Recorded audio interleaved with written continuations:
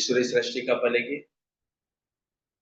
जब इस बात को दृढ़ करोगे, इस बात में ही टिकने लगोगे, भगवान से हम आए हैं तो भगवान में रहे, और उसकी सृष्टि बहुत नेक है, उसका आनंद ले।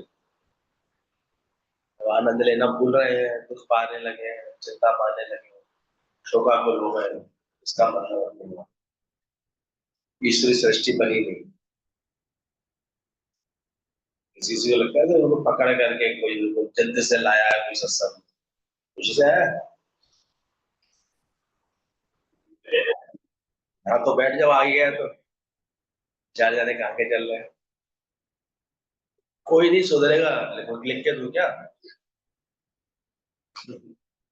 दुनिया ना बदले, हाँ, तो अपनी चिंता कब करना शुरू करेगा? बहुत बर्बाद हो गई है सबके लिए, नहीं अपने परायों के लिए बर्बाद होना।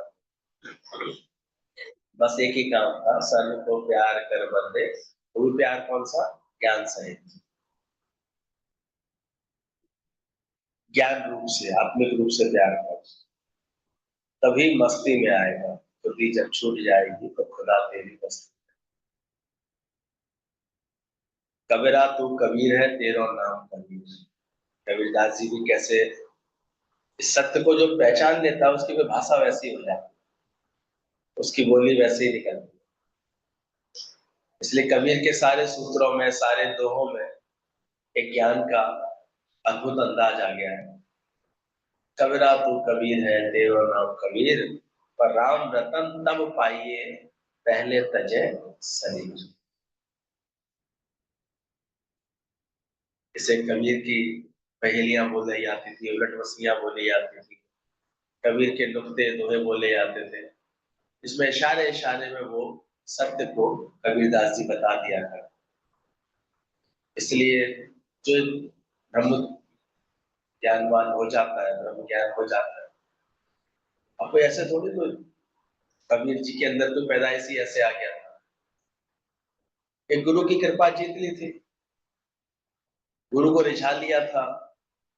जबकि सत्य एक ये भी था कि गुरु ने तो रिजेक्ट कर दिया था उनको, छोटी जाति होने के कारण उनको अपना शिष्य नहीं माना था, उनको ऐसा मंत्र दीक्षा देने के लिए मना कर दिया था कि भाई हम तुमको नहीं दे सकेंगे, ये परपाठी नहीं है।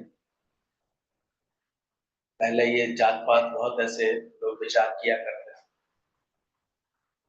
गुरु रविदास राम के रामदास सच्चे गुरु तो थे, सत्य जानने वाले गुरु तो थे, पर हर गुरु गोसाई भी उस समय की मर्यादा के अनुसार बने हो, तो वो भी इस बात से जुड़े हुए थे।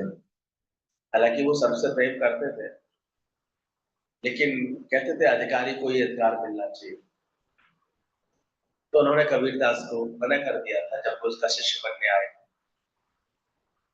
कहते हैं लेकिन किसी को प्राप्त करने की उत्कंठा हो, तीव्रता हो, जिसे बस ये धारणा रखनी है कि ये मेरे गुरु है, मुझे इनसे अपना उद्धार कराना है, तो ये शिष्य का धर्म बन जाता है कि अब वो कितनी कुशलता से वो कार्य ले कर ले पूरा। कहते हैं कबीर साहिब कबीर के जब छोटे थे, बालक अवस्था में, तभी उनके अंदर इतना अंदर से समझदारी थी। उन्होंने कहा मुझे तो बस गुरु के चरणों की रस चाहिए, गुरु के चरणों का स्पर्श चाहिए, ये मुझे चरण छूने नहीं दे रहे ना। कह रहे नहीं नहीं नहीं नहीं, तुम चरण नहीं छू सकोगे, इससे आपको पाप लगेगा, ऐसे करके उन्होंने अपने चरण पीछे खींच लिए थे। और पहले ये विश्वास होता था कि शिष्य माना जो गुरु के चरणों में झुके जरूर, गुरु के चरण छुए जरूर। कहते हैं वो इस आशय से सुबह ही सुबह उन्होंने पता कर लिया था, हमारे गुरुदेव सुबह ही ब्रह्म मुहूर्त में गंगा स्नान के लिए जाते हैं, तो गंगा के तट पर सीढ़ियों में ऐसे लेट गए थे, और जिस रास्ते से जाते थे वो रास्ता उन्होंने देख लिया था कि लगभग रोज इनके कदम नहीं से निकलते हैं, इधर से ही चलते हैं। वो अपनी नित्य स्नान साधना के लिए जा रहे थे। संतों की तो हर बात साधना बन जाती है, स्नान भी साधना है, तो विश्राम भी साधना है, तो भोजन भी साधना है, तो आना भी साधना है, जाना भी साधना है, क्योंकि वो साधे हुए उसको करवा। साधो, इसने उस सच को साध लिया जो भूल नहीं पा रहा है उनको। परमात्मा विसरता नहीं उनके ख्याल से, भावों से हटता नहीं। तो गुरु परमात्मा के ध्यान में जा रहे थे, जाते जाते अचानक ही कबीर के छाती पर वो पैर टकराया। कबीर ने तुरंत वो पैरों को स्पर्श किया। ये एहसास हुआ जैसे कि कोई शायद यहाँ था, उनको लगा कोई ऐसे लेट गया होगा, तो एकदम राम राम कहते हुए पीछे चले गए, एक कदम पीछे हट गए। कबीर भाई रूप में ऐसे खड़े हुए तो उनके चरणों में झुक करके नमस्कार करके कहने लगे, धन्यवाद गुरु जी, आपने मुझे मेरा अनमोल रत्न दे दिया, मंत्र दे दिया, आपने मुझे स्वीकार कर लिया, मैं आपका शिष्य हुआ और मैं आपको जो है नमन करता हूँ। कहते हैं इस तरह से कबीर ने उनको अपना गुरु माना था। चरण स्पर्श करके उन्होंने अपनी साधना शुरू कर दी। तो जो एक समय था, गुरु अपना भी नहीं रहा, लेकिन फिर भी गुरु से सब कुछ प्राप्त कर लेते। अद्भुत बात है। इतना गुरु के लिए भक्ति होगी, इतना गुरु के लिए कदर होगी, इतना गुरु नाम की महिमा का अंदर से ज्ञान होगा। फिर जब उन्होंने खुद की साधना की, तो कहते हैं साधना यहाँ तक थी कि उनकी कि अपने गुरु के भावों को पलटने में भी उन्होंने ही मदद की। एक बार कोई माला लेकर कोई आया था, तो माला ऐसे डाल नहीं पा रहे थे गुरुदेव अपने इष्ट की मूर्ति के ऊपर, क्योंकि मुकुट उसमें अड़ रहा था, तो ठीक से पहना नहीं पा रहे थे। तो वो भाव से करते थे, भाव पूजा करते थे उनके गुरु। तो माला नहीं हुआ करती थी, भाव से ऐसे अर्पण किया करते थे। बार बार वो भावों में ऐसे लग रहा था उन्हें अटक रही। तो कबीरदास जी वही उनके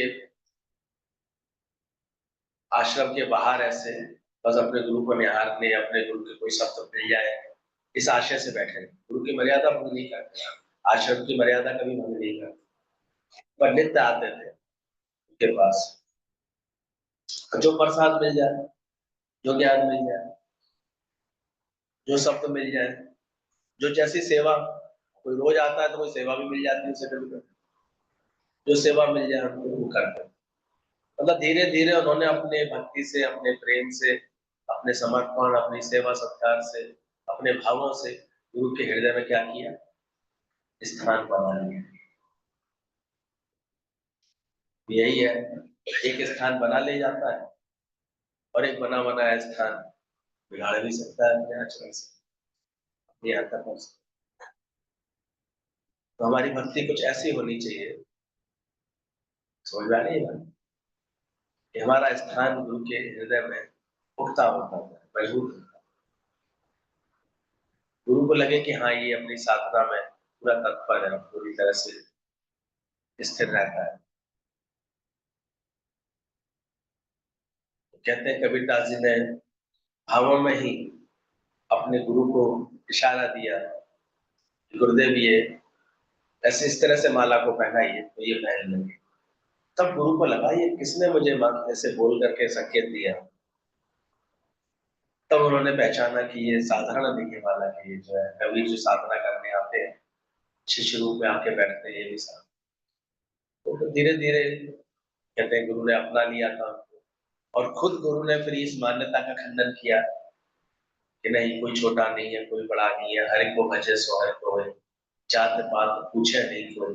परमात्मा की भक्ति अगर करनी है तो फिर किसी की जात पात नहीं पूछनी चाहिए, देखनी चाहिए।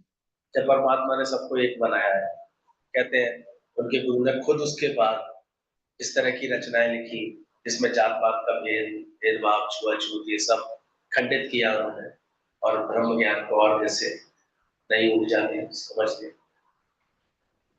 तो वो कबीर दास जी अपनी साधना से, अपने ही मनन से, अपनी लगन से, तो कोई विद्वान बनता है, लग गई लगन तो लग गई, बस लगे रहे अपने अभ्यास में। अब राम मंत्र एक राम मंत्र थोड़े ना गया अपने लिए, उस राम मंत्र के माध्यम से उन्होंने गुप्त खजाना पा लिया। कैसे देखो, इतनी सुंदर बात ये बोल के गए कि राम रतन तब पाइए पहले तजे सही। उन्होंने ये भेद समझ लिया, जब तक जीव भाव नहीं जाएगा मेरा तो मैं राम रतन नहीं पा पाऊंगा, राम के भाव को नहीं समझ पाऊंगा। राम के सुंदर सुंदर अर्थ उन्होंने समझने शुरू कर दिए कि एक राम दशरथ का बेटा, एक राम निकट में लेटा, एक राम का सकल पसारा, एक राम सकल ते न्यारा। तो कहाँ जैसे अच्छा चिंतन होता है, स्वस्थ चिंतन होता है, तो व्यक्ति खुद ही उसके ज्ञान का स्रोत उसके भीतर ही तो है। बाहर से हम कितना भी भरेंगे पानी, थोड़ी देर में खत्म हो सकता है। तो जलाशय जो भरा हुआ, जल भरा हुआ है, भर सकता है, खत्म हो सकता है, दूषित हो सकता है। लेकिन एक कुएं का पानी एक ऐसा होता है, वो कभी दूषित नहीं, क्योंकि उसकी जड़ पाताल से।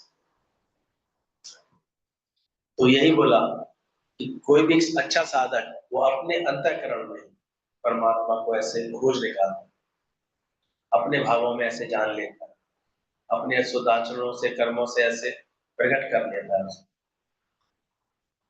अब ये थोड़ी कि कभी जो उन्होंने मन चलाया हो गुरु की किसी बात पर, या किसी बात से अंदर से अवहेलना रखी हो बस। और उस समय अनेक, फिर उसके बाद तो रामदास जी के कई छोटी जात के ऐसे अनेक शिष्य बने, जिसमें रविदास चमार भी उनके शिष्य से, कबीर जुल्हा जात के उनके शिष्य हुए, रैदास नाई, सेना नाई कहते हैं, उन्हीं की भक्ति को पाया। पहले एक लंबे समय तक गुरु शिष्य परंपरा चलती थी, जिसमें कहते हैं भक्ति काल में अनेक, और उन्होंने बड़ी अच्छी अच्छी शब्द रचनाएं की, रसखान, रैदास, सतना कसाई, ये सब जो है अनेक ऐसे उस समय महान संत हुए। पूरा युग ही जैसे भक्ति में डूब गया, ज्ञान के आनंद में आ गया, सत्संग की लगन जगह जगह। और जिसके पास ये ब्रह्म ज्ञान आ जाता है तो दूर दूर तक उसकी इस ज्ञान से लोगों को ऐसी सेवा होती है। तो कहते हैं कबीर के लिए भी यही था कि राम रतन तब चाहिए, कबीरा तू कबीर है तेरो नाम कबीर। कितने देखो उसमें भी एक अलंकार छुपा रखा है, अपने को ही सचेत कर रहे हैं, कबीरा तू कबीर है, तू बड़ा भारी वीर है, तेरा नाम है, मतलब अपने को। ज्ञानवान अपने को ही चैलेंज देता है कि दूसरे को सोच ले, ध्यान रखिए तू कबीर है। जैसे तो बोलो ध्यान रखो तू सीन है, अच्छे अर्थ में लो, अब ये काम होना है तो उससे। एक पहले कहता मुझसे नहीं होगा, मैं नहीं कर सकता, मैं नहीं कर पाऊंगा, कर पाएगा। और एक अपने को चैलेंज देना, होगा कैसे नहीं, उससे होगा। तो इस आशय से उन्होंने ये लाइन लिखी, कबीरा तो कबीर है तेरा नाम कबीर। तो क्या नहीं है, क्या नहीं कर सकता। पर राम रतन तब पाइए जब पहले तजे से, ये परमात्मा रूपी रतन कब पा सकते, जब शरीर को तज दो। छोटा सा इशारा दे जाता है, बालक मत होता और कुछ नहीं करना चाहिए।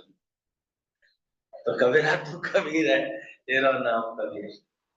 पहले ये शरीर छोड़ना है, ये मैं ये देह नहीं हूँ, शरीर नहीं हूँ, तभी राम रतन आत्मा होंगे। सुमरन माना सुमरण अपनी मौत, खुद ही की मौत, मैं ना रहूं केवल आत्मा रह जाए। सिमरन माना पहचानना अपने आप, सिमरन आप विसर्जन हुए तो सिमरन करिए, अपने आप का विसर्जन करें, अपनी मैं का विसर्जन करें, तो यही सिमरन होता है। कबीरा बोले पहले ये शरीर छोड़ना है कि मैं ये शरीर नहीं हूं, मैं ये शरीर नहीं हूं, तभी राम रतन आत्मा होंगे। सिमरन माना सुमरण, सुमरण माना सुमरण अपनी मौत, खुद ही की मौत, मैं ना रहूं केवल आत्मा रह जाए। सिमरन माना पहचानना अपने आप। रोज देखो सच्चा सिमरन कौन करा देता है, अपनी पहचान कौन देता है। तब ये भजन की लाइन आती है ना, गुरु वो सिमरन करा देता है, पर कब, जो हम करना, और जो करना ही नहीं चाहे उसे थोड़ी करा पाए। किसी ने कहा कि आप तो सच्चे गुरु हैं, आप तो सबको ज्ञान दे सकते हैं। गुरु जी मुस्कुरा दिए, शिष्य बोला आपने मेरे जब प्रश्न का उत्तर नहीं दिया। बोले आप तो सच्चे गुरु हैं, आप चाहे तो सबको ज्ञान दे सकते हैं। उन्होंने कहा चलो मार्केट में ले गया शिष्य को, तो एक नाई की दुकान थी, तो नाई की दुकान पर चढ़ गया। शिष्य को लगा शायद इनको बाल वाल कटवाने हैं, दाढ़ी बनवाने, कुछ करना होगा। जाके उन्होंने नाई से पूछा भाई एक बात बताओ, इतने कुशल नाई हो, क्या तुम सबके बाल काट सकते हो? बोले हाँ किसी भी तरह के बाल काट सकता हूँ, किसी की कैसी भी है, मेरे पास हर तरह का इंतजाम है, मैं किसी सबकी हजामत कर सकता हूँ, सब कर सकता हूँ। बोले भाई तो तुम इतने लोग दाढ़ी बढ़ाए घूम रहे हैं, इतने लोग बाल बड़े लेकर के घूम रहे हैं, काट क्यों नहीं देते? कैसी बात कर रहे हैं, मेरी दुकान पर आएंगे, बैठेंगे, तभी तो मैं करूंगा। ऐसा थोड़ी कि लेकर के मैं उस तरह घूमता रहूं, जरूरत उसके बाल काटूं, उसके बाल काटूं। तब गुरु ने अपने शिष्य को बोला, मुझे समझ में आया ये तो बेकार के प्रश्न पूछे जा रहा है कि आप तो गुरु हैं, आप तो सबको ज्ञान दे सकते हो। ज्ञान दे सकता है गुरु, समर्थ है, कर सकता है, लेकिन वो तब भी ज्ञान किसको दे पाता है? वो जो उसके पास आ जाते हैं, श्रद्धा भक्ति से बैठना चाहते हैं, लगन से बैठते हैं। और ये भी कोई 2-4 दिन का खेल नहीं है कि कभी सर में दर्द हुआ तो आ गए, एक आध दिन पेन किलर की तरह ज्ञान ले लिया। ऐसे लोगों का काम नहीं, वो तो फिर भागते भूत है, भाग जाएगा, वो समझ ही नहीं पाएंगे, वो देह अध्यास हटाने की कोशिश ही नहीं करेंगे, कभी कभी सत्य समझने की कोशिश नहीं करेंगे, तो कभी उनका सर दर्द कभी ठीक ही नहीं होगा पूरी तरह से। वो तो उसको जिसको लगन लगेगी, जो ये समझेगा कि मुझे अपना जी भाव हटाना है, कैसे हटाऊं, मुझे अपने मन इंद्रियों को जीतना है, कैसे जीतूं, मुझे अपने ख्यालों को बदलना है। ये तो ख्यालों की बीमारी इतनी जबरदस्त आजकल, जरा जरा सी उम्र के बच्चों को ऐसे ख्याल उनको लजाए जा रहे हैं, परेशान किए जा रहे हैं, दुखी किए जा रहे हैं, अपने भावावेश में उल्ट पुल्ट आचरण हो जाते हैं, गलत सलत व्यवहार हो जाते हैं, फिर अपने ही ख्यालों से उनको खुद को ही दुखी करते रहते हैं, मन ऐसे खराब करते रहते हैं। इसलिए एक अच्छा वातावरण मिलता है बचपन से हमको, सही संस्कार और प्रेम का वातावरण मिल जाए तो बड़े भाग्य की बात है। देव भगवान ने कहा कि जो योग भ्रष्ट योगी होते हैं ना, वो श्रीमानों के कुल में जन्म, मान लो इस जन्म में योगारूढ़ होते होते सत्य को समझते समझते जो इस सत्य के रास्ते से भ्रष्ट हो जाए, ऐसे हट जाए, इससे उनको विचलित होना पड़ जाए, कि पूरी तरह मुक्त नहीं हो पाए, तो भगवान ने एक बहुत बड़ी सुविधा दी है, उनको अगला जन्म कहाँ मिलेगा? श्रीमान। श्रीमान यानी कि जो श्री को मान देते हैं, यानी परमात्मा को मान देते हैं, ऐसे श्रीमान। श्रीमान ये नहीं कि कोई बहुत पैसे वाले धनवान हो, जो परमात्मा के ऐश्वर्य को, उसको श्री को मान देते हैं, वो श्रीमान हो गया उनके कुल में। यानी जहाँ पर धार्मिक संस्कार होंगे, जहाँ पर धर्म का वातावरण होगा, भक्ति भाव होगा, ऐसे परिवार में जन्म लेते, वहां जाकर फिर वो अपनी यात्रा शुरू कर देते, फिर वो आगे का अभ्यास शुरू कर देते। तो जब तक सर्व वासनाओं का क्षय नहीं हो जाता, ये यात्रा चलती है।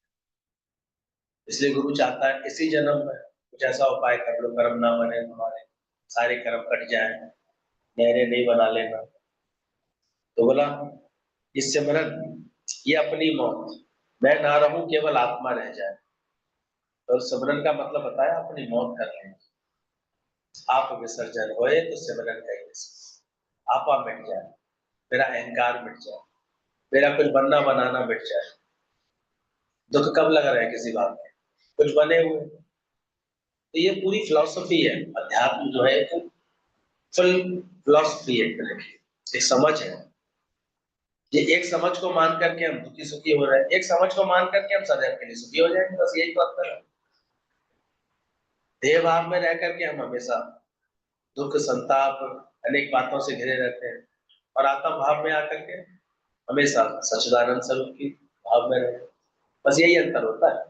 देखो क्या ब्रह्मज्ञानी का शरीर जाता नहीं है, कल ही हमारे लीलू भगवान का हमने देखा, कल तो एक अद्भुत घटना हुई है, अभी प्लेन उड़ ही नहीं पाया, 600-700 फुट तक ही उड़ पाया, उसने अपना थर्स्ट यानी ऊपर उठने वाला बल खो दिया, और ऐसे गिरा 250-300 लोग कहाँ एकदम से स्वाहा हो गए, सेकंड्स में स्वाहा, और इतना तेज, इतना ज्यादा ईंधन उसमें भरा हुआ था लंदन जाने के लिए, सारा का सारा टैंक एकदम ब्लास्ट हो गया।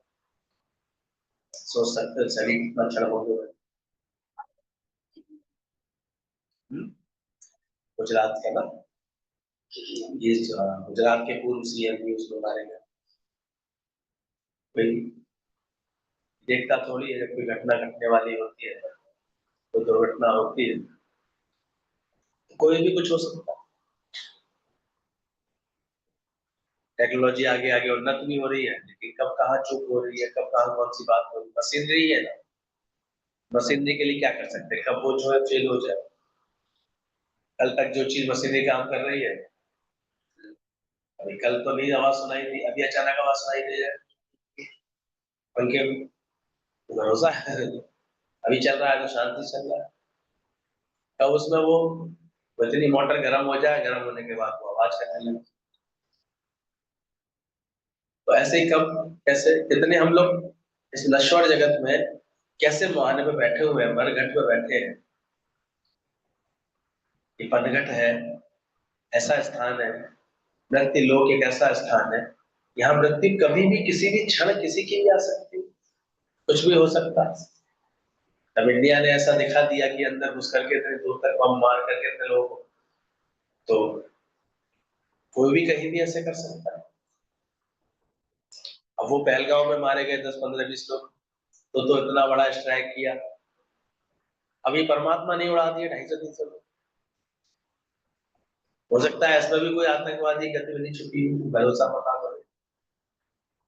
बहुत सारे तरीके हैं ऐसे जो अचानक ही किसी चीज को, आजकल तो दूर बैठे ही लोग कंट्रोल कंट्रोल कर लेते हैं चीजों को, जाम कर दिया हो इंजन को, कुछ भी किया हो, कैसी भी घटना घटने के घट सकती है आजकल।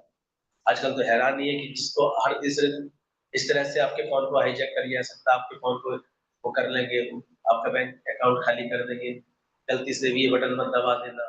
आजकल कोरोना वैक्सीन वालों का फिर से फोन आ रहे हैं, वो सब फेक होते हैं। सावधान रहना चाहिए इसमें, किसी भी बात पर एकदम से फोन पर आकर के घबराहट नहीं करनी चाहिए, तुरंत एकदम रिएक्शन नहीं रखना चाहिए, जरूर उस बात की तहकीकात कर लेनी चाहिए, कोई बात बोली यार। इतने इतने एक्सपर्ट होते हैं, आवाज वॉइस की ऐसी वो मिमिक्री बना लेते हैं, बिल्कुल ऐसे लगेगा कि तुम्हारा बेटा ही बात कर रहा है और बात करे कोई दूसरा, और नंबर है कोई आते हैं, उस नंबर से फोन आया, अभी ऐसे बात कर रहा था, तो लगेगा यही मेरे बेटे का ही फोन आया, वो ऐसे कोई बात कर रहा था, बड़ी परेशानी में पैसे कर दें, ये जरूरत है मुझे, आप ऐसे कर दीजिए, इतने पैसे डाल दीजिए। तो ना जाने कितने तरीके बन गए हैं, जितनी ये सुविधाएं बन रही है, उतने ही तो बदमाशी करने के तरीके बन गए, उतने ही कैसे भी किसी को ऐसे बेवकूफ बनाने के तरीके। वही दैवी संपदा काम करती है सुख पहुंचाने के लिए, वही किसी को लूट खसोट करने की संपदा, आसुरी संपदा भी कार्य करने लगती है साथ साथ, वो भी विकसित हो जाता है। तो इसलिए अब आने वाले समय और समझदारी से और सावधानी, पैनिक तो बिल्कुल होना ही नहीं चाहिए किसी भी घटना से, किसी भी बात से, किसी के व्यवहार से। डरे तो समझो मरे, डरे तो उसको लाभ मिल जाएगा तुम्हारी बात, तुरंत आप उससे संभल के बात करें, स्थिरता से बात करें, तो बचे रह सकते।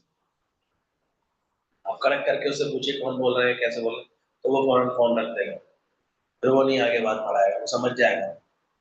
और जहां आप भावावेश में आए, अटक गए किसी बात में, तो वो थोड़ी थोड़ी बात को करेगा। अब कितनी साइकिक होगी वो लड़की, सोचो, अपने ही कारोबार के एक नौकर को उसने ऐसा एक मुकर दिया था, अब वो कह रहा है कि ये मुझे डांट डपट करके मुझसे काम करवा ले, पहले ही हनीमून में शिलोंग में जाकर के उसने उसको मटर की पिलाने, कैसे कैसे मानसिक बात समझ देखी, आदमी कैसे कैसे गुजर रहा है, क्या क्या उसके अंदर प्लान चल रहा है, करते करते क्या नहीं कर देता है वो, कुछ पता चल रहा है किसी का। तो ऐसे समय में कब क्या घट जाए, तो ये आत्मज्ञान कभी पक्का करने का मन नहीं करता। नश्वर जगत में बैठे हो, कुछ भी हो सकता है, कैसी भी बात बन सकती है, कैसी भी खबर तुरंत आ सकती है कि भाई गए तो थे दिल्ली, लेकिन पता लगा सीधे वहां हॉस्पिटल पड़े हुए, नहीं सुनते हैं रोज रोज का। गए तो थे सस्ते में सफर पे ऐसा हो गया, घर में बैठे बैठे ही ऐसा हो गया, एक्सरसाइज करते करते ही ऐसा हो गया। तो पहले ही गुरु ये पक्का कराना चाहता है। तो राम रतन कब पाओगे? जब क्या तज दोगे? देह का भाव पर। तो ये मौत का ऐसा सिमरन कर लो कि अपनी मौत को लगे, खुद की मौत, खुद ही की मौत करो। मैं ना रहूं, केवल आत्मा रह जाए। सिमरन मानना पहचानना, असिमरन माना भुलाना। अपने आप को भूले हुए हो, सत्य को भूले हुए, तो सिमरन नहीं है तुम्हारा। तन मन एक रस तो सिमरन कहिए सो। मन की एकाग्रता, मन की एकाग्रता ये आत्मा का आनंद है। आत्मा का आनंद कैसे आता है? तन मन एक रस। किसी भी कर्म में देखो, जिस क्षण आप जो कार्य कर रहे हैं, आपका तन और मन एक रस है। अक्सर लोगों का यही देखते दुविधा क्यों है? काम कर रहे हैं लेकिन मन नहीं लग रहा है, काम में लगे हुए हैं लेकिन मन कहीं और भाग रहा है। तो वो काम उसका अच्छा होगा? काम में कभी क्वालिटी आएगी? रस ही नहीं पैदा हुआ, उसको घर्षण हो रहा होगा, सब मन कुछ और कह रहा है, काम कुछ और करना पड़ रहा है। तो घर्षण से जूझते रहते हैं लोग, इसलिए गर्मी चढ़ती रहती है, दिमाग में परेशानी सी होती रहती है। अंदर से इतनी सुख बुद्धियां बना लेते हैं, अंदर इतनी, मन के अंदर सुख बुद्धि होती है, और उद्यम में तो थोड़ा सा कलेश होता है, उद्यम में तो थोड़ा पुरुषार्थ होता है, उद्यम में तो पसीना बहना पड़ेगा, और आपके अंदर बन गई है सुख बुद्धियां। जिसको आराम से लेटने की आदत पड़ गई है, और उससे कहोगे 4 बर्तन मांज तो मांज पाएगा? उसको तो बुरा लगेगा, खराब लगेगा। तो कल गुरु जी समझा रहे थे कि यहाँ भाव होते हैं, भक्ति होते हैं, तो वहां तो रानियां भी गुरुओं के घर पर ऐसे सेवा करती हैं, पर वो भाव जिसके बना हो तभी तो कर पाएगा। किसी किसी के बना होता तो हम देखते हैं कि बिना कहे, उसको तो बिना कहे इतनी सेवाएं दिखती है। किसी को कह करके भी कराना बड़ा मुश्किल होता है, क्योंकि वो उसको घर्षण चलेगा मन के अंदर, तन मन एक रस नहीं होगा। तो जो थोड़े से सावधान होते हैं, वो ये सेवा, सिमरन सत्संग में सेवा को सबसे पहले रखते हैं अपने जीवन।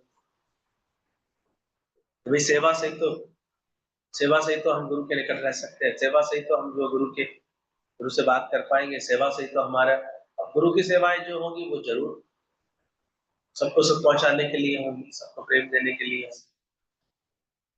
ऐसी व्यवस्था को संभालने के लिए होंगी जहां सबको प्रेम दिया जाता है, सबको ज्ञान दिया जाता है। तो ऐसा जो भाव रखते हैं तो उस सेवा को महत्व देते हैं।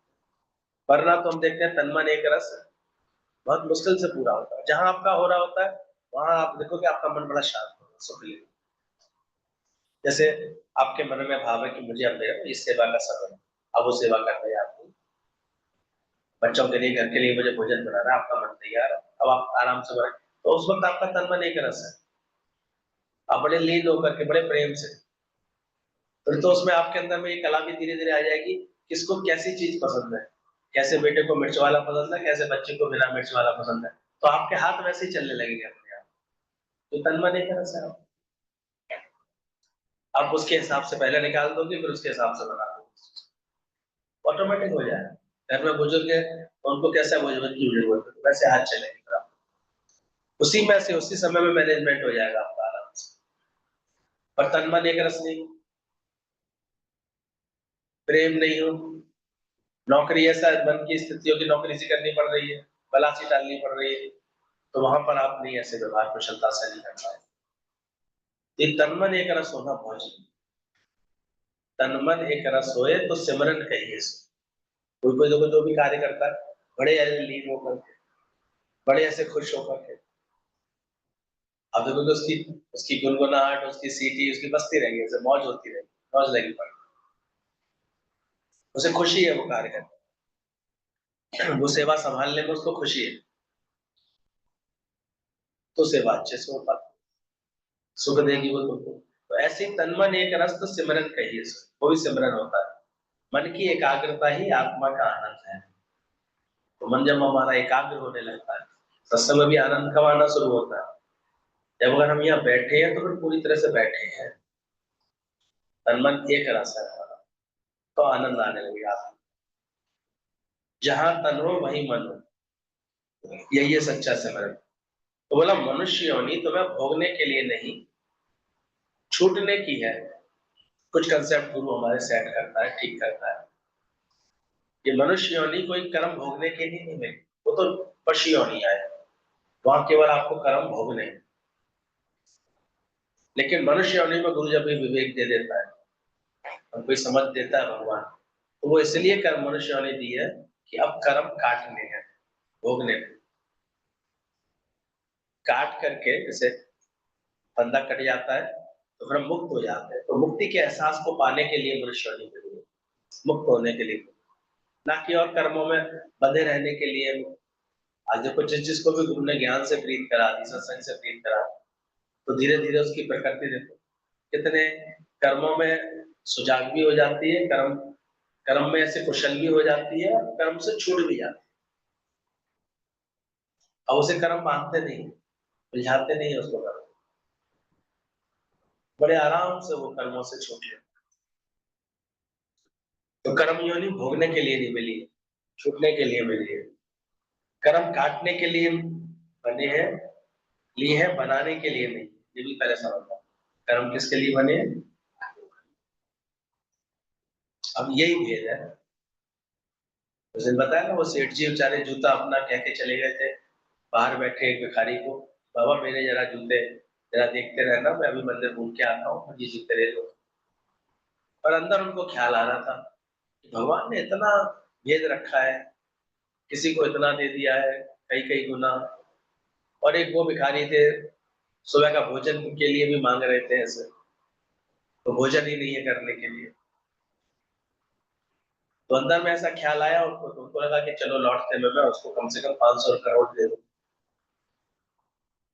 जूते भी संभाले उसने मेरे, तो उसको 500 करोड़ मैं दे दूंगा, ताकि उसके थोड़ी सी मदद हो जाए, उसको इतना वो परेशान दिख रहा है। लेकिन बाहर जब आए वो भगवान के सामने से, तो देखा तो वो बेचारे को गायब, भिखारी गायब, जूते भी गायब, इधर उधर ढूंढा कहीं नहीं दिखे। 2-4 मिनट देखने के बाद मन मार करके बेचारे पैदल चलने लगे, अपने नंगे पैर ही जाना था घर पे। जाने लगे तो रास्ते में एक मोची की दुकान पर उन्होंने देखा जूते सजे हुए, तो उसमें उनका जूता भी रखा। बोले ये मेरे जूते यहाँ कैसे आ गए, बढ़िया एक्सपोर्ट क्वालिटी के जूते थे। बोले भाई ये जूते, बोले हाँ बेचने के लिए चाहिए आपको। बोले चाहिए नहीं है तो मेरे ही है। बोले नहीं आपके नहीं है, ये मैं यहाँ बेचने के लिए बैठा हूँ। बोले सही से बताओ ये कहाँ से आए, मेरे ही जूते हैं। बेचारा घबरा गया, वो कह दिया मुझे तो ऐसे ऐसे वो भिखारी देखे गया, अभी अभी मुझे 500 रुपये में बेच के गया है, आपको चाहिए तो आप ले लो। मैंने तो उसको 500 रुपये दिए। तब सेठ जी को ये बात समझ में आई कि मैं बेकार भगवान को कह रहा था, भगवान आप इतना भेद क्यों कर। बोले कर्म ही भेद करा देते सब। जिसको मैं 500 रुपये अपनी खुशी से देने वाला था, लेकिन उसने कौन सा कर्म अपना लिया, चोरी का कर्म। अब चोरी करके उसने बदनियती से 500 रुपये पाए। अगर सदनियति बनाता रहता, बनाए रखता, तो क्या 500 नहीं मिल लेते। भगवान ने संकल्प तो दे दिया था उसको कि इसको 500 रुपये दे देना। तो कभी विचार करो, हम कभी कभी गलत तरीकों से कर्म बना करके ऐसे अपने जीवन में आगे बढ़ रहे होते हैं, कर्म बन रहे होते हैं। जो ज्ञानवान हो जाता है वो सावधान हो जाता है, वो क्या कर रहा होता है, कर्म काट रहा होता है, नए बना नहीं रहा। अज्ञान के ये स्वरूप है कि नित्य नित्य नए कर्म बन जाते, मन वाणी और मन से। तो गुरु से बैठ करके ये युक्ति सीखो, जब तुम्हारा काम ना बने। क्रोध में कुछ बोलोगे तो क्या बनेगा, कर्म बनेगा। एकदम से उत्तेजित होकर के कोई व्यवहार करोगे तो क्या बन जाएगा, किसी के संग कुछ गलत बात बोल दी तो क्या बन जाएगा, वाणी से कर्म बन जाएगा। सत्संग समझ करके हमको क्या बात समझनी चाहिए, मनुष्य योनि भोगने के लिए नहीं, छूटने के लिए मिली है। ये कर्म काटने के लिए मिली है, ना कि कर्म बनाने। तो एक सावधानी आने लगती है सुनते सुनते ज्ञान, सत्संग समझते समझते, क्या हमें कैसे सावधान है, कैसे हमें अपने मन से, वाणी से, इंद्रियों से कर्म हमारे नए नए ऐड ना हो। नहीं तो दुनिया में कर्मों की ऐसी बोझ बढ़ता जाता है। गुरु आकर के उन कर्मों से हमें बचाता है, आगे नए कर्म बनने नहीं देता और पिछले कर्मों को ज्ञान सुना करके भस्म कर देता है। ज्ञान अग्नि भस्म कर्म, ऐसी ज्ञान की अग्नि देता है, इसको ऐसी समझ देता है कि जब तू है ही आत्मा तो तू ही नहीं तो फिर तेरा सब कुछ क्या, फिर तूने कौन सा कर्म बनाया। पुरानी बातें अगर भूलनी है, पुराने ख्याल हटाने अंदर से, तो बोला कि सत्संग की लगन है, वो तुम्हारे दिल और दिमाग को एक दिन बिल्कुल साफ कर दे। जो है देखा भूल जा, क्या करेगा याद कर।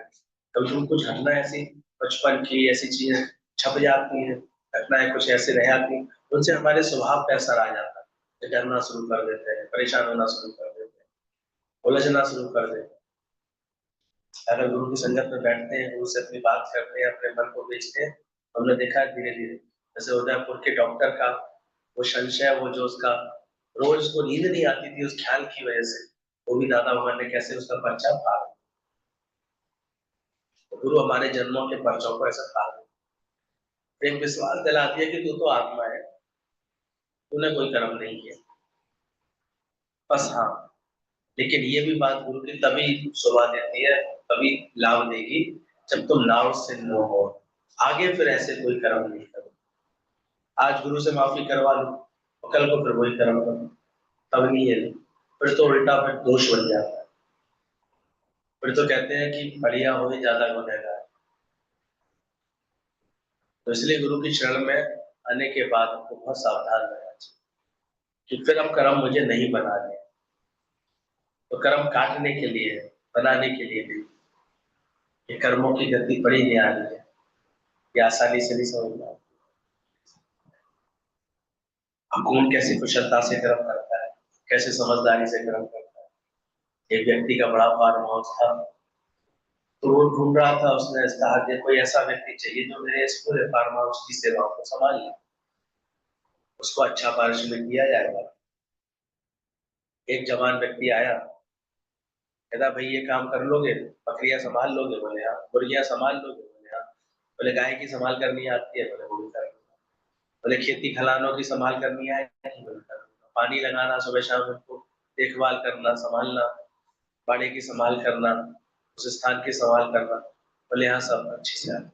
बोले देख लो यहाँ पर हमारा, मेरा जो है नदी के किनारे है, तो अक्सर यहाँ ठंडी हवाएं, तेज हवाएं भी बहुत चलती है, उसमें भी नुकसान होता है। बोले हाँ मैं सब ठीक करता हूँ, सारी से। तो व्यक्ति बड़ा खुश हो गया, बोले इतना ऑलराउंडर व्यक्ति, ये तो हर काम के लिए कह रहा हाँ ये कर लूंगा, ये भी कर लूंगा, और बड़े खुशी से कह रहा है। एक देखो बहुत खुशी से स्वीकार करता है। अब देखते हैं हमारे यहाँ कोई आता है इस भाव से आकर के, मुझे यहाँ पर सेट होना है और मुझे सारे काम सीखने, तो मैं देखता हूँ वो अपना काम तो संभालता ही संभालता है, दो चार की और कर लेता है दौड़ दौड़ कर। और कोई कोई ऐसी बुद्धि का आता है, उसे अपना काम ही बड़ा बेकार लगता है, तो वो तो फिर 15-20 दिन बाद, महीने 2 महीने बाद ऐसे चलता हुआ डेरा बन जाता है। लेकिन जो ऐसे करता है इस भाव से, सीखता है, तो वो टिकता जाता है, टिकता जाता है, एकदम अपना स्थान बना लेता है, खुशी होकर के रहता है। तो वो लड़का इतना, जब इतना होशियार था, सेठ जी को लगा कि चलो उसने रख लिया। बीच बीच में देखते तो सारे काम बड़े सतर्कता से करता, बड़े अच्छे से करता। एक दिन जो है बड़ी तेज हवाएं चलना शुरू हुई, सेठ जी समझ के आज तो बड़ा तेज आंधी तूफान आने वाला है। उन्हें लगा कि अरे ये तो सब गड़बड़ हो जाएगी, उन्होंने तुरंत उसको फोन लगाया, अरे भाई जरा, उसने बस एक ही शर्त रखी थी सेठ जी, बोले जब हवाएं चलेंगी तब मैं सोऊंगा, आपके काम तो सारे कर दूंगा पर हवाएं चलेंगी तब। सेठ जी ने उस समय कुछ समझा नहीं, बोले काम तो पूरे कर देगा? हाँ काम आपके सारे। अब सेठ जी उसे फोन मिला, वो उठा ही ना पाओ। सेठ जी दौड़े दौड़े गए फार्म हाउस की तरफ। अब वहां जाकर के उन्होंने जल्दी से उसको भारी उसकी कमरा पर झकझोरा, अरे तुम सो रहे हो, तुम्हें अकल नहीं है? इतना तेज तूफान आ गया, अंदर सब चीजें ऐसे उखड़ जाएंगी, उड़ जाएंगी, परेशान हो जाएंगी, मुर्गियां भाग जाएंगी, बकरियां उड़ जाएंगी। ऐसे करके वो परेशान हो रहे थे सेठ जी पर, और वो करवट बदल के और सो गया। बोले सेठ जी मैंने आपसे कहा था हवाएं चलेंगी तो मैं सो गया। और सेठ जी को लगा ये तो बिल्कुल ही तो नालायक मिल गया है तो वो खुद भागे, अपना संभालना था उनको। लेकिन अंदर जाके उन्होंने देखा, मुर्गियाँ सारी बाड़े में बंद थी, बकरियाँ सारी अच्छी तरह खूँटे से बंधी हुई थी, गाय-भैंस भी अच्छी तरह बंधी हुई थी, चारा भी उनका पूरा पड़ा हुआ था, खलिहान में जो अनाज रखा था वो अच्छी तरह ढका हुआ था। हर चीज़ बिल्कुल सुव्यवस्थित थी, यानी कैसी भी हवाएँ तेज़ चल जाएँ, वहाँ कुछ बिगड़ने वाला नहीं था। और सब चीज़ बड़ी सँभाल के की हुई। सेठ जी ने लौट के आए, "अरे! तुमने कब कर लिया था?" बोले, "मैंने कहा तो था आपसे, मैं सारे काम आपके सँभाल लूँगा, सब काम कर लूँगा, लेकिन जब हवाएँ आएँगी तब मैं सोऊँगा, क्योंकि मैं कार्य उससे पहले ही पूरा कर लेता हूँ। मुझे अंदाज़ रहता है कब मौसम बिगड़ने वाला है।" तो जो कुशल होता है कर्म करने में, उसे हर बात का क्या होता है? अंदाज़ होता है पहले से। पहले से ही वो सतर्कता रखता है, पहले से ही जानता है सब कुछ को छोड़ कर देंगे, नाता ही तोड़ के देंगे। तो ये थोड़ी कि जब कोई ऐसी बात आए तो मुँह लटका के बैठे, दुखी होके बैठे। वो पहले ही अपना काम क्या करता है? उतार के बैठता है। तो देखो हम परमात्मा की सृष्टि में ज्ञानी ज्ञानवान की तरह इतने कुशल होके बैठे हैं, ऐसे सतर्क होके बैठे हैं कि अचानक कैसी भी हालत परिस्थिति आ जाए, हम उलझेंगे तो नहीं, परेशान तो नहीं, दुखी तो नहीं होंगे। वो अपना कार्य पूरी तरह सँभाल के बैठे।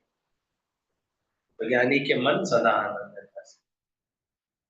तो ये मनुष्य योनि हमको कर्म काटने के लिए मिली है। रक्षा की जब तक अपनी देह की रक्षा की जब तक फ़िक्र है, तब तक समझो मरने का डर है। अपने चीज़ों की देह की रक्षा की फ़िक्र होती है। कभी कहीं कोई घटना सुन लेते हैं, तो अपने वालों की कितनी फिक्र नहीं हो जाते हैं। अरे! एकदम से रील्स ही घूमती है क्योंकि जब मोह अधिक होता है, ऐसा हो गया तो, उनके साथ ऐसा हो गया तो। हमारे गुरुजी कहते थे, तुम पहले से ही अपने मन को इतनी स्थिरता दो, ऐसा भी हो सकता है, ऐसा होगा तो क्या मैं शांत रहूँगा? ऐसी बात भी बन जाएगी तो क्या मैं शांत रहूँगा? दादा ने 36 की 36 गठरियाँ, उनके परिवार में 36 लोग थे और गुरु की बात समझ करके उन्होंने वो गठरियाँ कहाँ रखी? अपने तन सहित, अपने सब ममत्व की जितनी गठरियाँ सब ले आकर के बोले गुरुजी मैंने दरवाजे के बाहर, यानी परमात्मा तुम्हारी अमानत है, तुम जिस अमानत को जब चाहो वापस ले लो, मैं कभी भी तुमसे कोई शिकायत नहीं करूँ। तुम करो भला, हम भलो ही जान। क्या करो? क्या करो? सुन रहे हो कुछ? टाइम पास कर रहे हो बैठ के? चलो। तुम करो भला, हम भलो ही जाने। तो मरने का डर, देह की रक्षा की जब तक फ़िक्र है तब तक समझो अपने मरने का डर है। तराजू में खोट है, तो तौल पूरी कहाँ से होगी? तौल पूरी नहीं होती है फिर से, खोट होता है। एक सीधा-साधा किसान था, वो अपना ग्वाला था, दूध दूध का व्यापार करता था, तो मक्खन निकाला करता था, उसकी बीवी मक्खन निकालती है। तो मक्खन के लौंदे बना कर के वो शहर में एक दुकानदार को बेच आया करता था।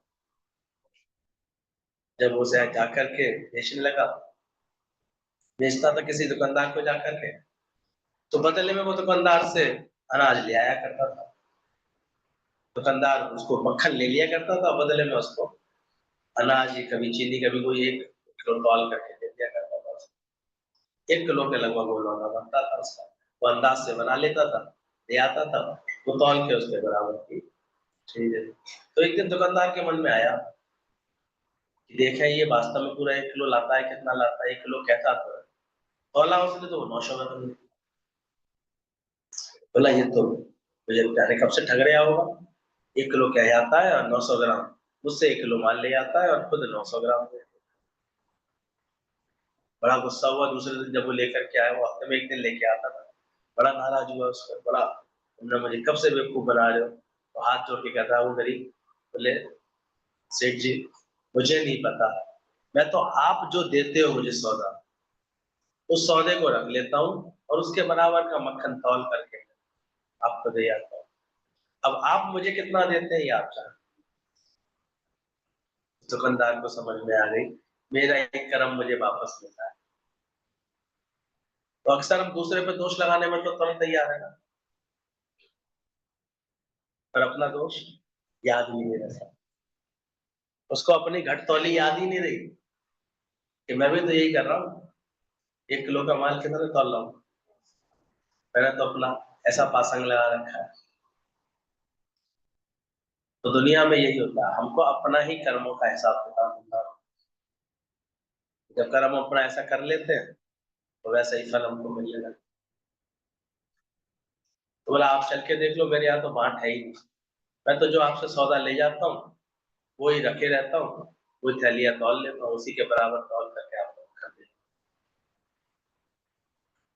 तो विचार करना, कभी किसी पर दोष नहीं लगाना।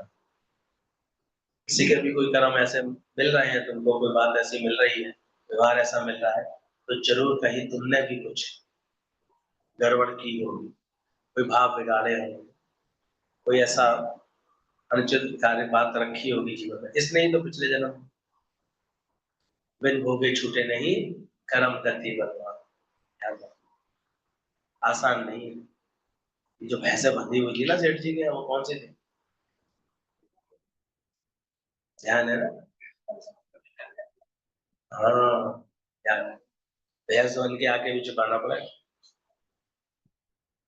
लगता जरूर है कि हमने बड़ी सयानबाजी कर ली, बड़ी चतुराई कर ली, लेकिन कर्मों की गति ऐसी बलवान होती है।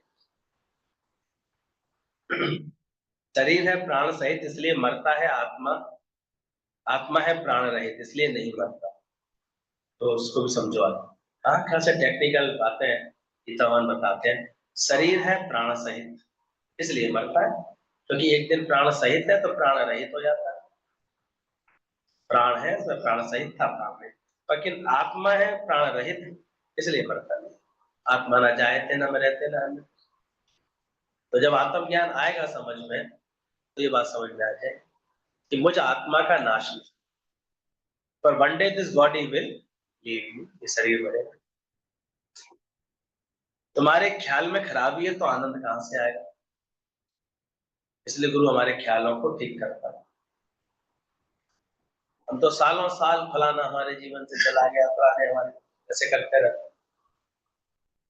और गुरु जब आत्मा में आत्मा का ज्ञान करा देता है तो क्या समझना है? तो आराम से कैसे समझ में आ जाता है कि आत्मा में तो मृत्यु है ही नहीं, आत्मा में तो प्राण है ही नहीं, तो आत्मा क्या मरे? मरणशील काया, ये काया है मरणशील। तो कभी भी कोई घटना किसी के साथ हुई है, कल भी जो दुर्घटना में लोग गए हैं, तो क्या मरा है उनका? आत्मा का नाश हुआ है। इसलिए उठावनी में तो सुनाओगे बड़े शांति से बैठ करके, आत्मा न जायते न मरते न अन्यते न कदाचित्। है?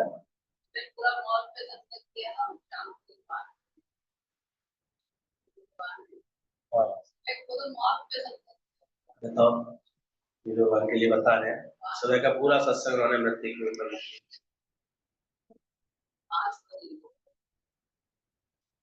तो कौन सी लीला हो जाए, कैसे लीला हो जाए, थे ही वो आत्मा के अलावा दूसरी कोई बात करते ही नहीं। उन्हें दादा का बिल्कुल एकदम से ऐसे पक्का उत्तराधिकारी समझाया था। बिल्कुल विशुद्ध आत्मा की बात किया है। आते भी थे, जब भी बड़ी महफिलों में मिले हम लोगों को, देखा हम लोगों ने, बिल्कुल गुरु जी जैसा ही तो उनका प्रेम आनंद सारा कुछ, लेकिन स्थिरता जबरदस्त था। कोई चंचलता नहीं, कोई बात नहीं, कोई व्यवहार नहीं, एकदम स्थिरता। तो बोला तुम अपना आनंद कहाँ से आएगा? तुम अल्पज्ञ हो कि मैं आत्मा हूँ? ये अल्पज्ञता है तुम्हारी कि अपने को क्या जानते हो, मैं आत्मा हूँ। अपने को पहचाना तो सर्वज्ञ भी हो जाओ कि सब मैं ही तुम, सर्वज्ञ माना सबको जाना। तो गुरु हमको सर्वज्ञ बनाता है अल्पज्ञ से। देखो घर टूटा, क्या मालिक टूटा? पिंजड़ा टूटा, तो क्या तोता मरा, पक्षी मरा? पिंजड़ा ही तो टूटा। ऐसे ही जानता है, विकस्य कुंभ जल माही समायो, ये गति बिल बदले एक दिन नाश होगा तो क्या होगा? शरीर का नाश। One day this body will leave.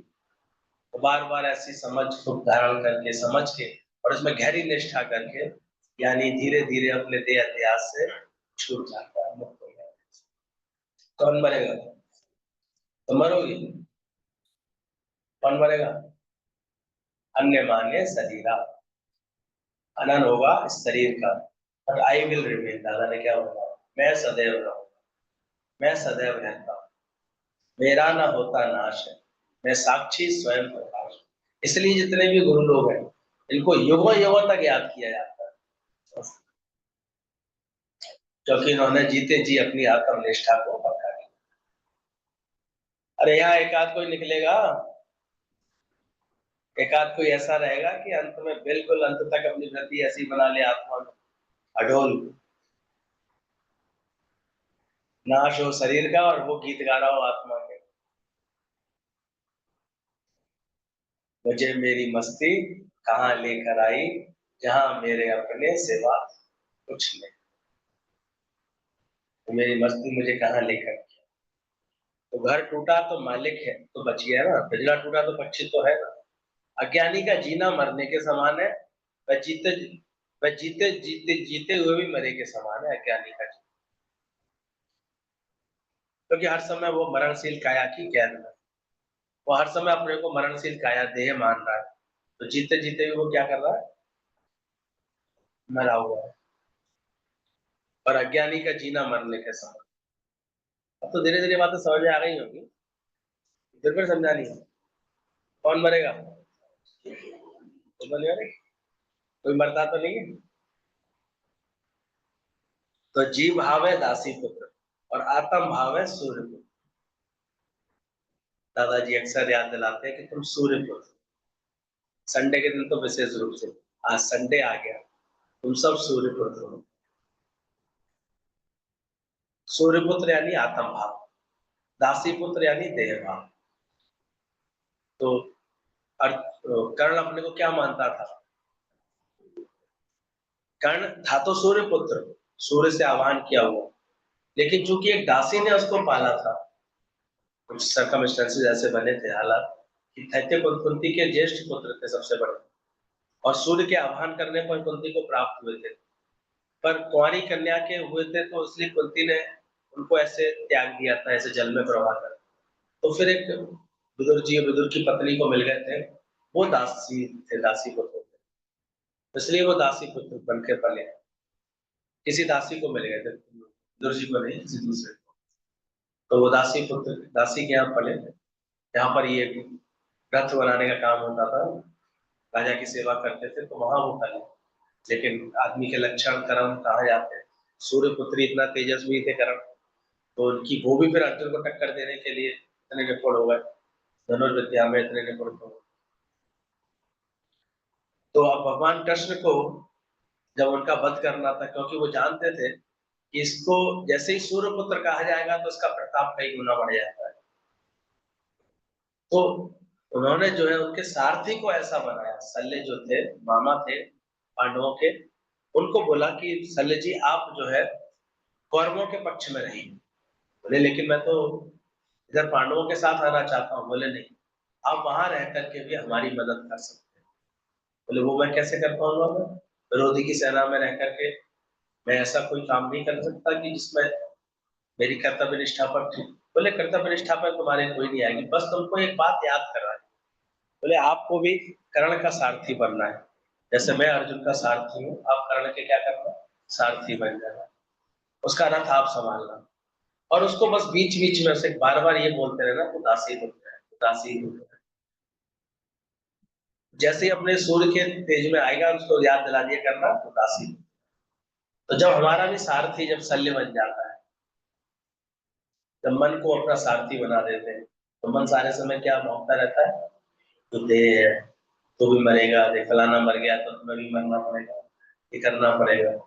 ये सारथी जब हमारा स्वार्थी बन जाता है, ये अध्यासी बन जाता है, तो कहते हैं फिर हमको हमारे वो शक्तियों को खत्म करा दे। तो कर्ण को इस तरह से युक्ति से उन्होंने उसको दासी पुत्र, जी भाव है दासी पुत्र, और आत्मा भाव है सूर्य को। बोले रिद्धि सिद्धियां ये वैश्या के समान है। ज्ञानी कैसे सावधान रहता है। जिन रिद्धि सिद्धियों के लिए लोग बड़े तत्पर रहते हैं, रिद्धि सिद्धियां आ जाए तो बौरा जाते हैं, बड़ा बड़ा फिर दिखावा आयोजन पाखंड शुरू हो जाता है कि पानी पे चलेंगे ये योगी जी, तो फिर मेले लग रहे हैं उनके नाम पर, अग्नि पे चलेंगे, ये धरती में समाधि लेंगे तो फिर मेला लगा के फिर पैसा कमा लेते हैं। तो ये रिद्धि सिद्धियां जो होती है ना, ये ज्ञानी को वैश्या के समान है। वो कभी इनको अपनी अपनाता नहीं है, इनके संपर्क में नहीं रहता, क्योंकि ये सिर्फ जो है भ्रमित करने वाली होती है। आ जाती है अनेक अत्यंत अभ्यास के साथ, कभी कभी ऐसे ऐसे जो कोई साधना करते हैं तो अनेक रिद्धि सिद्धियां मिल जाती है, पर ब्रह्म ज्ञानी कभी इन रिद्धि सिद्धियों में नहीं पड़ता है।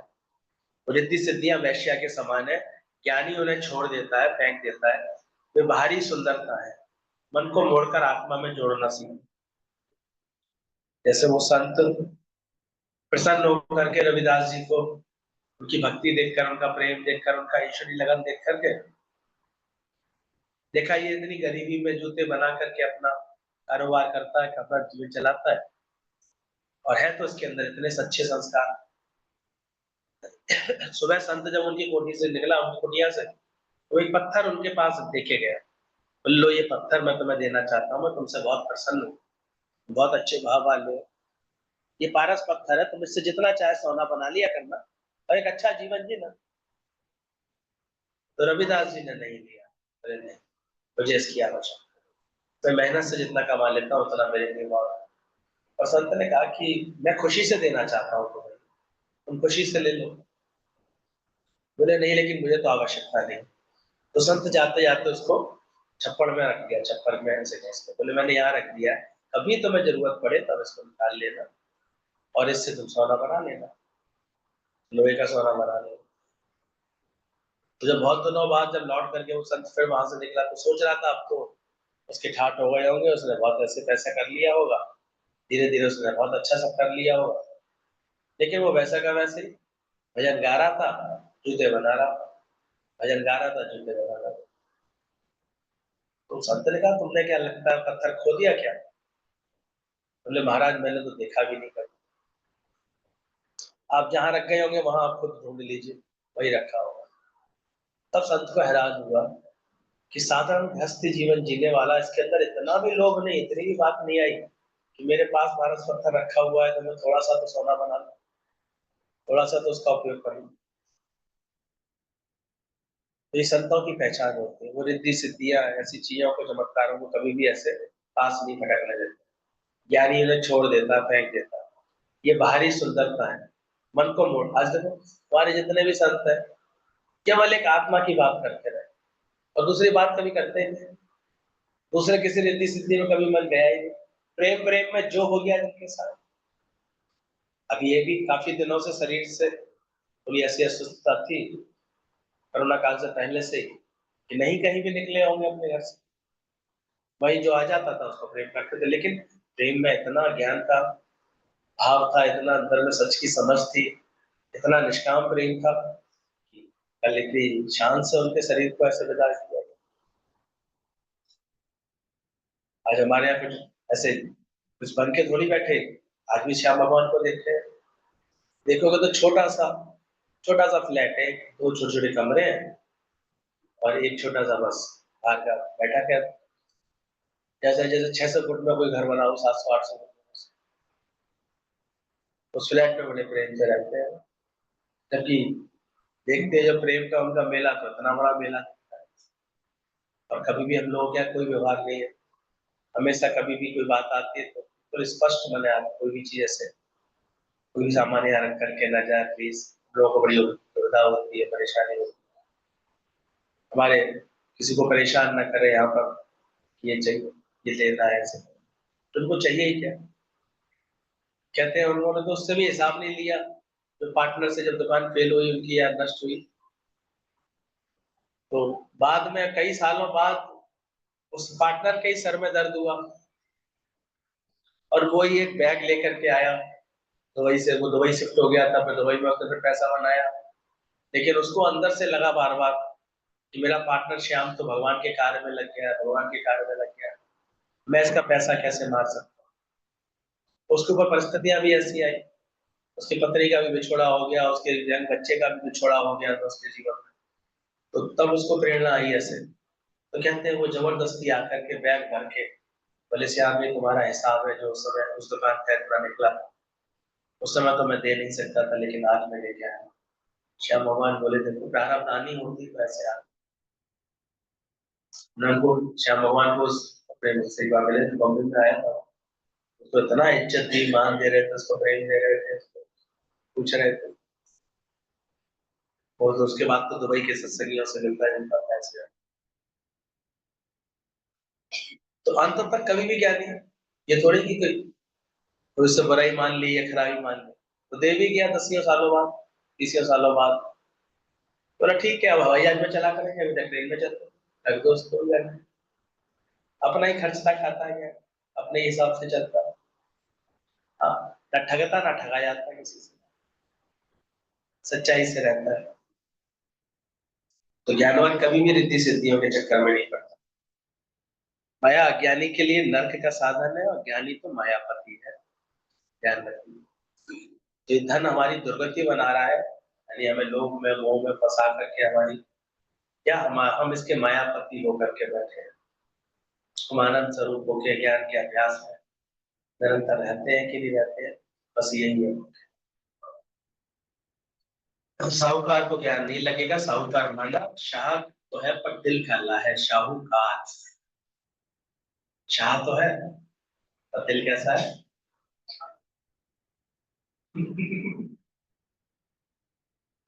और ज्यादा हम लोग तो जितने बदकर्म साहूकार लोग कर लेते हैं और कोई नहीं करता है, गरीब नहीं करता। कब किसको रास्ते से हटवा दें, कब कहीं पर घूस दे के अपना काम करा दें, कब किसी को किसी बात में फायदा ले लें, कब कैसे कुछ कर ले पता नहीं चलता, क्योंकि तो पैसे का मजा आ जाता है। पैसे तो क्या भी कर सकते हैं, पैसे तो है, फिर वो कर्म जब बन जाते हैं क्या, साहूकारी बुरी नहीं है, पर साहू के साथ जब कारा कारा कार हो जाता है अंदर में, दिल कैसा हो जाता है, काला, दूषित हो जाता है। अब पैसा बढ़े और भाई भाई मन मिला के रह ही नहीं पाए। ये तो बड़े संस्कारों में खेलों की माता पिता का आशीर्वाद है तो, नहीं तो अक्सर बिगाड़ खाते शुरू हो जाए, अक्सर मन मुटाव शुरू हो जाए। बचपन में जो चारों भाई एक थाली में बैठ के खाना खा लिया करते, कभी कभी स्थिति आ जाती शकल तक नहीं देखना चाहता मैं इसकी, शकल तक मैंने माया ऐसा खाना कर दे, माया ऐसे व्यवहार करा दे, ऐसे झगड़े करा देती है। तो माया का अंधकार निराला, बाहर उजला भीतर है, नियम है। घर में कोई अगर सिधाई पे चलता होगा ना, तो दूसरा चतुराई करने वाला होगा तो वो उसके सिधाई होने का फायदा उठाता रहेगा। कितने घरों में देखो, ये 2-4 साल बड़ा है भाई, वो कहता तो मैंने ही तो बनाया, मैंने ही तो किया है, मैंने तो किया है, मुझे क्या दे दो, मुझे क्या, ये करता रहेगा मतलब। छोटा कहेगा भाई मेरे को भी तो कुछ समझ नहीं लगी, तो आखिर संतान हुआ था बेटा, आखिर मेरा भी तो कोई हिस्सा है, तो तेरा कुछ नहीं, सब मैंने किया है, किया जाता। कई कई छोटे बड़े तेज निकलते हैं, वो फिर ये कहते रहते। तो ये साहूकार मतलब क्या, मन से ध्यान से, धन से शाह और मन से दिल से काले, साहूकार। मन काला होता है। साहूकार को ज्ञान नहीं लगेगा, इसलिए ज्यादा कहते थे साहूकारी का अगर अभिमान होगा तो ध्यान रखना, फिर चित्त को ज्ञान लगे। अच्छा है, ज्ञान में तभी टिकता है मन, जैसे नाव को मल्लाह और मल्लाह को नाव लेके जाती है, ऐसी आत्मा के निश्चय से देह अध्यास जाता है, और देह अध्यास के जाने से ही आत्मा का निश्चय पक्का होता है। गुरु बात सत्यम करो, ऐसा विश्वास बनाओ और करो। ऐसे दिमाग वाले लोग इस बात को नहीं समझेंगे, साहूकारों को होशियारों को ये ज्ञान नहीं लगेगा। ऐसा हमारे गुरुदेव का ये निर्णय है, पर समझ है, साहूकारों को ज्ञान, होशियारों को जो बहुत चतुराइयां और शायद सत्संग में भी लोग होशियारी दिखाना चाहते हैं, पर सच्चे भगवान को कभी होशियारी नहीं पसंद है, साफ दिली पसंद। तो अपना दिल साफ रखें, सच्चे साहूकारों को और होशियारों को ज्ञान नहीं लगेगा। बेचारे आते हैं पर समझ नहीं आता, क्या है, समझ ही नहीं पाते। पर होशियारी भरी होती है दिमाग में, बहुत चतुराइयां भरी होती है, तो ज्यादातर तो फिर वो यही सब देख के चले आते हैं, बाहर से देख के गुरु को चले आते हैं, कहाँ से आ रहा होगा इनके पास, कैसे करें, ये सोच के चले आते हैं। वो उनकी गुरु की लगन, उनकी परमात्मा का समर्पण, उनके गुरु की भक्ति, ये सब नहीं देख पाते। उनके पास कैसे होगा, कहाँ से आ रहा है, ये सोच के चले आते हैं। तो होशियार व्यक्ति यही सोचे, साहूकार व्यक्ति तो कभी मन निकाला है, तो निष्काम ही नहीं हो पाता है।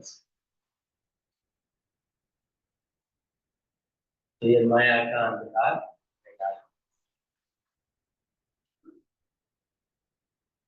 तो भले जो प्रारब्ध कभी आती है तुम्हारे पास, उसमें संतुष्ट रहना, प्रारब्ध को स्वीकारता, ज्ञानी प्रारब्ध को लाभ भी लगाता, लेकिन हाँ, शाहूकारी का अभिमान नहीं चढ़ने देता। तो चढ़ गया, चल भाई जी खैर में।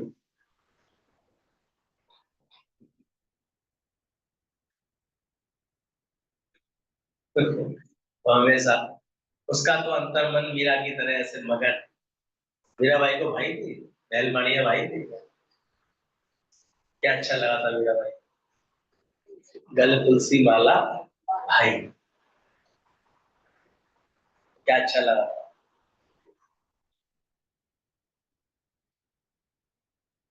वो तो हरि के रंग में रहे, परमात्मा के रंग में।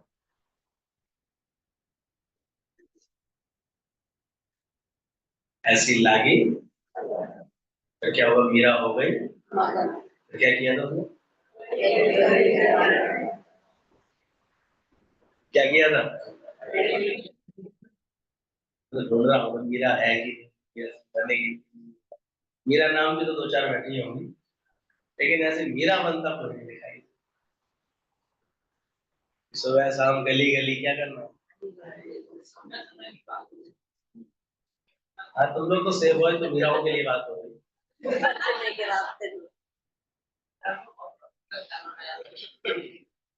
भक्ति आज भी जो कर रहे हैं देखो, उनको आनंद आ रहा है, कितना हो रहा है। चौड़ी सड़क बन गई है, असली गली गली देखिए, तक बड़े अच्छे होते।